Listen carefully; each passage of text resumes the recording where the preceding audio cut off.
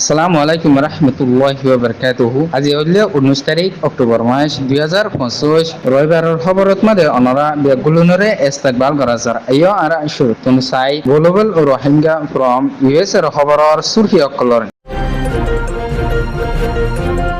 মন্ডু শহরত মাদে টেরোরিস্ট মকবাগি রোহিঙ্গা 32 বছর যা মানুষ একজনরে এআরএস লয়রে তালুকাত আছে বলে হইরে গ্রেফতার করছে। আইএসির মদত রোহিঙ্গা রিফিউজিরে বাংলাদেশের ঢাকা শাহজালাল এয়ারপোর্টত মাদে অন্দরণর জরিয়া লুসান